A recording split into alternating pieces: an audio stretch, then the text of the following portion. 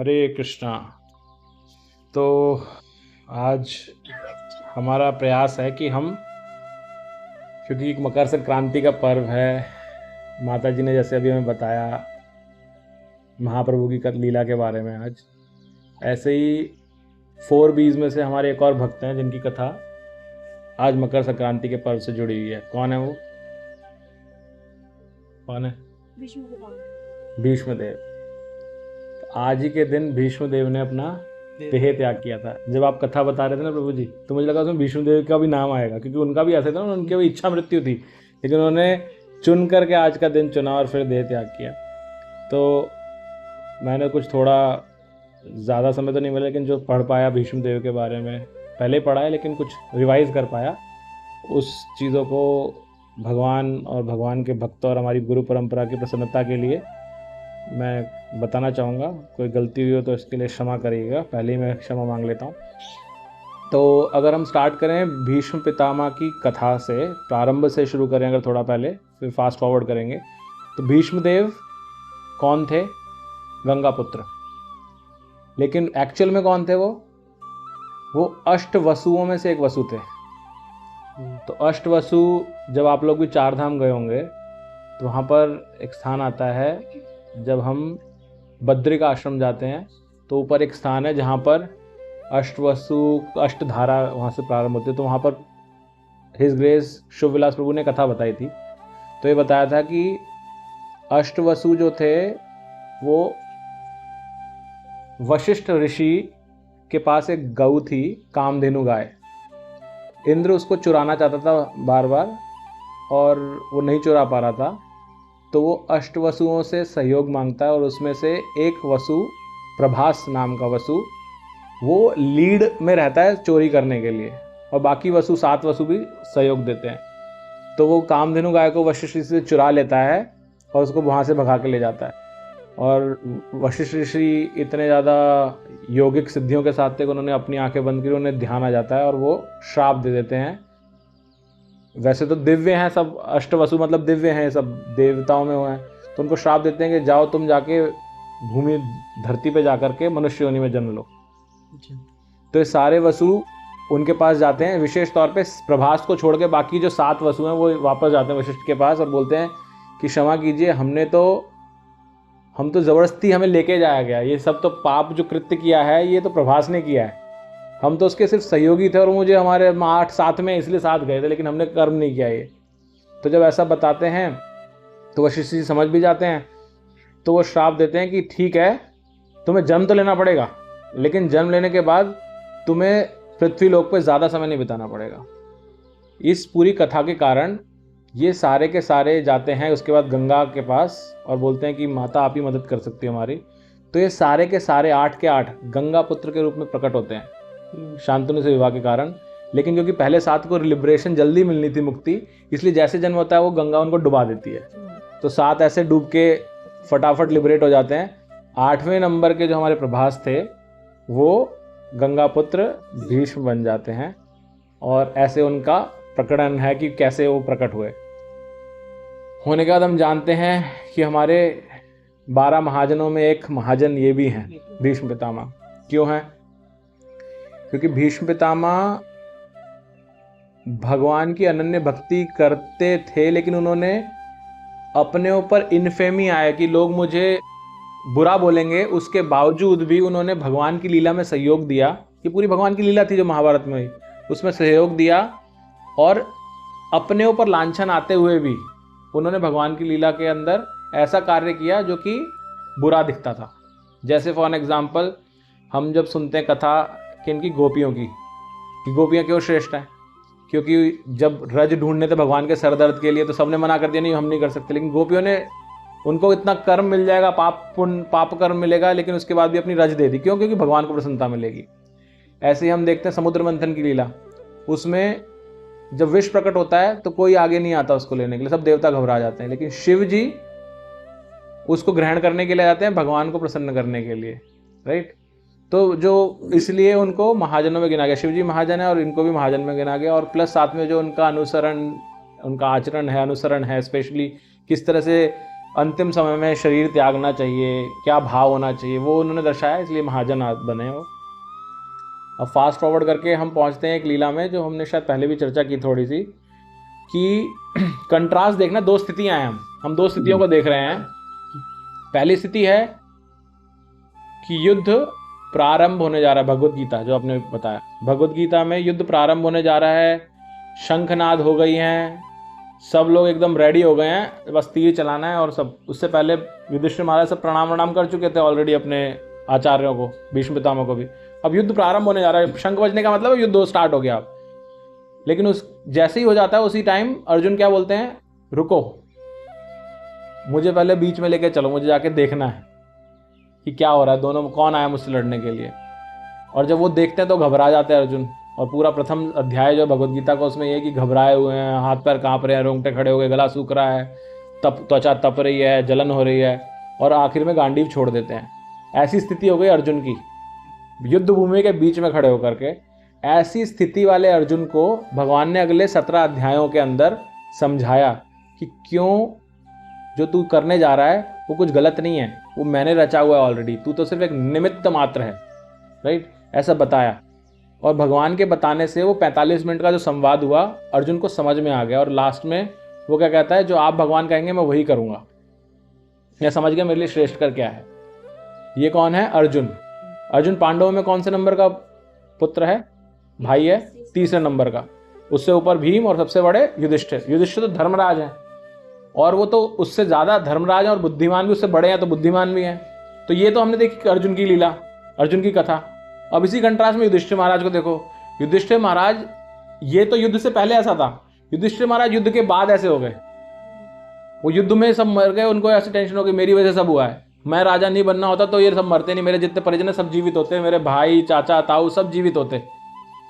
और यहाँ पर भी जब कुंती महारानी की प्रार्थनाएं आती हैं उसके बाद में भगवान अर्जुन युधिष्ठिर महाराज को समझाते हैं, वही भगवान जिन्होंने अर्जुन को समझाया और 45 मिनट में समझा दिया उसको, है ना। लेकिन युधिष्ठिर महाराज को समझाते हैं जो कि बड़ा भाई है, उसमें बुद्धि ज्यादा है, लेकिन जब उसको समझाते हैं तो उसको समझ में नहीं आता। वो भगवान बोलते रहते तूने कुछ नहीं किया तो सब पहले था, ये सब समझाते हैं, लेकिन वो मानता ही नहीं है। वो कहता नहीं ये तो सब मेरी वजह से हुआ, ये सब है। अब आचार्य बोलते हैं ऐसा क्यों हुआ, बड़ा भाई है और अब तो युद्ध स्थली में भी नहीं है, शांति से आराम से समझा सकते हैं, शांति से। और आप सबको यहाँ पे बात कर रहा हूँ मैं, समझ में आ रहा है ना, युद्ध में खड़े हो तो समझना मुश्किल है। ऐसी स्थिति में अर्जुन छोटा भाई समझ गया लेकिन वो नहीं समझा। तो आचार्य बताते हैं ऐसा क्यों हुआ, क्योंकि भगवान अपने भक्त को ग्लोरीफाई करना चाहते थे, उसका गुणगान बनाना चाहते थे। किसका गुणगान बनाना चाहते थे, भीष्मदेव का। क्योंकि वो जो व्यक्ति भगवान से नहीं समझ पाया, भगवान कहते हैं अच्छा तू एक काम कर, तू भीष्मदेव के पास जा, तुम सारे भाई सुसज्जित होकर के, क्योंकि उनका अच्छा लगेगा, चाहते तुम राजा बनो, तो तुम सुसज्जित होकर के उनके पास जाओ और वहां जाकर के उनसे प्रणाम करो और आशीर्वाद लो। तो जब ये करते हैं तो वो जाते हैं भीष्मदेव के पास। भीष्मदेव शैया पे आए, बाणों की शैया पे। भीष्मदेव देख करके उनको बोलते क्या हो गया, तो वो कहते हैं मैं बहुत दुखी हूँ। तो फिर भीष्मदेव उनको ज्ञान देते हैं, प्राणों की शैया से उसे ज्ञान देते हैं और उसको समझ में आ जाता था। तो ऐसे भगवान ने अपने भक्त का गुणगान किया, उसका यश बढ़ाया कि कैसे होता है। तो ये हम देखते हैं कि किस तरह से वो किया। अब विशेष तौर पर भीष्मदेव की जो स्तुतियां हैं, ये भागवतम के प्रथम स्कंद के 9वें अध्याय के 32वें श्लोक से 43वें श्लोक तक लगभग 11 श्लोक, 11 नहीं 12 श्लोक हैं, जिसमें भीष्मदेव ने अपनी स्तुतियां अर्पित की हैं भगवान को। भीष्म स्तुति कहते हैं जिसको। बहुत सारे हमारे वरिष्ठ वैष्णवों ने इस पे बहुत सारे लेक्चर्स दे रखे हैं। मैंने उन्हीं में से कुछ लेक्चर्स में से ये मेरे जो बताने जा रहा हूँ उसमें से लिया है ये। तो सबसे पहला श्लोक जो बहुत ही सुंदर भीष्मदेव बोलते हैं अपनी स्तुति के अंदर, वो कहते हैं कि मेरा मन का कार्य क्या होता है, 3 कार्य होते हैं मन के। क्या क्या होते हैं, सोचना, कुछ महसूस करना और इच्छा व्यक्त करना। इसको अंग्रेजी में बोलते हैं थिंकिंग, फीलिंग एंड विलिंग। ये मन का कार्य है। तो भीष्मदेव अपनी स्तुति में सबसे पहले कहते हैं कि मेरी जो ये चेतना है ना, जो ये मेरा मन है, जिससे मैं, जो मेरी सोच है, जो मेरे भाव हैं और जो मेरी इच्छाएं हैं, ये सब मैं भगवान को समर्पित करता हूँ। तो आचार्य बताते हैं कि ये इस तरह से है कि भीष्मदेव तो क्या है, जो मन है भीष्मदेव का वो एक वधू है, यानी कि जिसका विवाह होने जा रहा है वो है भीष्मदेव का मन। और भीष्मदेव स्वयं क्या है, उस वधू के पिता हैं, और वो अपना मन किसको समर्पित कर रहे हैं, भगवान को। तो भगवान कौन हुए, वर हुए। तो भीष्मदेव अपनी पुत्री का विवाह करा रहे हैं भगवान के साथ, यानी कि अपने मन को भगवान को अर्पित कर रहे हैं, ऐसा बताया गया। तो ये पहला श्लोक में प्रार्थना करते हैं। फिर भीष्मदेव याद करते हैं भगवान के अलग अलग स्वरूपों को अपनी प्रार्थनाओं में, और वो क्या कहते हैं, सबसे पहले प्रार्थना करते हैं कि वो भगवान जो त्रिभुवन कामना है, जो तीनों लोकों के अंदर सारी इच्छाओं को पूर्ण करने वाले हैं, जिनका वर्ण जो है तमाल वर्ण का है, यानी कि ब्लैकिश कॉम्बिनेशन तमाल वृक्ष की तरह, और जो अर्जुन के सखा हैं। पहला तो वो उस रूप को व्यवहार करते हैं। फिर उनका दूसरा आता है रूप कि वो कृष्ण जो युद्ध में अर्जुन के सारथी बने हुए हैं, जिनके ऊपर घोड़ों की टप टप से जो धूल उड़ रही है वो उनके ऊपर जा रही है, और क्योंकि इतना परिश्रम कर रहे हैं तो उनके पसीने आ रहे हैं उनके पूरे चेहरे के ऊपर, शरीर के ऊपर, और ऊपर से जो मैं बाण चला रहा हूँ उससे जो घाव हो रहे हैं, जो उनके आभूषण बन के आ गए हैं, वो कितने सुंदर लग रहे हैं। तो ऐसा आगे आचार्यों ने बताया कि अलग अलग, जैसे आपने भी बताया था रसों के बारे में, तो सारे रस हैं, शांत रस से लेकर के माधुर्य रस तक हैं। एक और रस है जिसका भगवान आदान प्रदान करते हैं, उसे बोलते हैं वीर रस। तो ये वीर रस भगवान और भीष्मदेव के बीच का रस है जो संबंध आधिपत्य करते हैं। तो वो रस में भीष्मदेव हैं जो स्तुति कर रहे हैं वीर रस के अंदर। फिर तीसरा बोलते हैं, तो दूसरा हो गया ये। फिर तीसरा बोलते हैं कि वो श्री कृष्ण जिन्होंने युद्ध भूमि में मेरे वचन को रखने के लिए अपना वचन तोड़ दिया। उनका वचन क्या था कि मैं कभी युद्ध भूमि में अस्त्र नहीं उठाऊंगा, और भीष्मदेव का वचन क्या था कि आज तो मैं आपसे वचन उठवा के रहूंगा। तो उन्होंने मेरा वचन रखने के लिए अपना वचन तोड़ दिया और पहिए को उठा के मेरी ओर भागे, और जब भाग रहे थे तो उनका उतरनी भी गिर गई रास्ते में, और ऐसे भी भगवान मेरे मन में छाए रहें, ऐसा वो बार बार उन्होंने प्रार्थना की है। तो ये तीसरा उन्होंने रूप धारण याद किया। फिर चौथा रूप याद किया उन्होंने कि वो कैसे पार्थ सारथी बने हुए हैं, कैसे भगवान अर्जुन का रथ चला रहे हैं, जो कि उनका क्या है, उनका मित्र है, लेकिन वो जान नहीं रहा है कि ये तो परम भगवान है, और उन परम भगवान को ऑर्डर दे रहा है कि चलो मेरा रथ बीच में लेके चलो, और वो भगवान भी सारथी बन के लेके भी जा रहे हैं। तो ऐसे परम भगवान मेरे हृदय में वास करें। फिर पांचवा और अंतिम भाव वो बोलते हैं कि ये वही कृष्ण जो कि गोपियों के साथ जिन्होंने रास नृत्य किया, जो उनके प्रेम, गोपियां उनके प्रेम में हो गई, और जब वो छोड़ करके वहां से आए तो उसके बाद भी गोपियां अपनी मति, जो उनका मन है, मति है, बुद्धि है, वो सब भगवान के ऊपर अर्पित कर दी। तो ऐसी उन्होंने प्रार्थना अर्पित की। फिर वो अपना अंत में बताते हैं तीन चीजें, मति, रति और गति।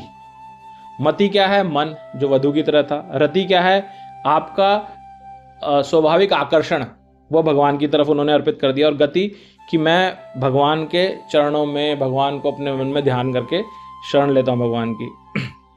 तो इस तरह से अंत में वो यही कहते हैं कि भगवान आप इंतज़ार करो, आप यहीं पे खड़े रहो, मैं आपको देखते देखते अपने प्राण त्यागना चाहता हूँ। और वो ये बोल करके आंखें बंद करते हैं और भगवान को याद करते रहते हैं। तो इसीलिए एक भजन भी बना। क्या भजन है वो? इतना तो करना स्वामी जब प्राण तन से निकले। आगे क्या है मुझे नहीं आता आगे।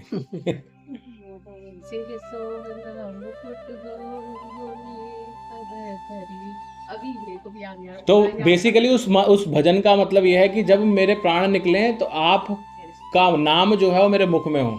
और इसमें भी उसमें बताते अपनी स्तुति के अंदर कि भगवान और भगवान का नाम अभिन्न है। भगवान का नाम भी जो ले रहा है, तो इसीलिए भगवत गीता में भगवान ने बोला अंतकाले च मामेव स्मरण मुक्त्वा कलेवरम। प्रभु जी ने क्या बोला? वो अंतकाल में याद नहीं आता, आपको प्रैक्टिस करनी पड़ेगी।